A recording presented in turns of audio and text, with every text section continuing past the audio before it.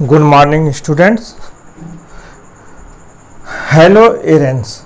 General method of preparation of haloarens. Halogenation of aromatic hydrocarbons.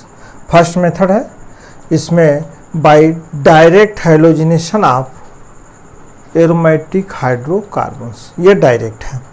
तो को benzene ring है, chlorine है, anhydrous aluminium chlorides और ferric chlorides लेते हैं, जिसे हम लेविश एसिड्स कहते हैं, क्योंकि ये 1 lone pair of electron gain कर सकते हैं, तो इन्हें यह कैटलिस्ट होते हैं। इसके बाद यह क्लोरीन प्लस HCl। अगर हमने ब्रोमीन लिया तो एनहाइड्रस एल्युमिनियम क्लोराइड्स या anhydrous iron bromides, ferric bromides, तो ब्रोमो बेंजीन्स, हाइड्रोजन क्लोराइड्स।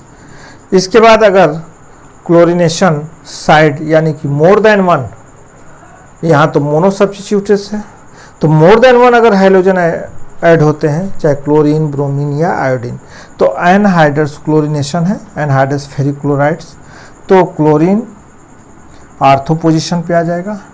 फिर अगर करते हैं तो पैरा पोजीशन पे आएगा, क्योंकि जो यहाँ पे क्लोरीन है यह ortho and para directing group होता है, इसलिए जो भी हैलोजेंस ऐड होगा इस एरोमेटिक हाइड्रोकार्बन्स के आर्थो एंड पैरा पोजीशन पे होगा।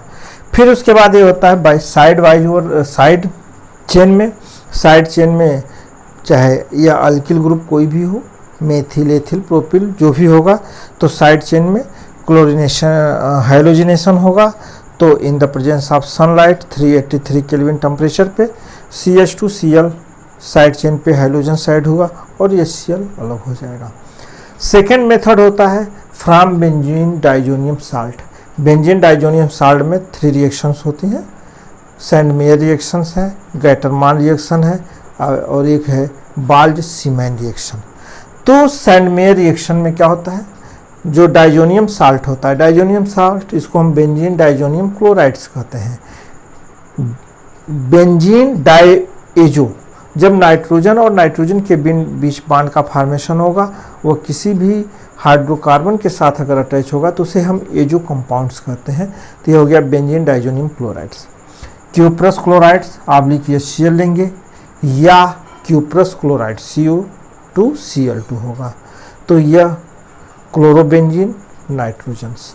अगर कॉपर ब्रोमाइड लेंगे ऑब्लिक HBr ले लिया गया, हाइड्रोजन ब्रोमाइड, तो ब्रोमोबेंजीन।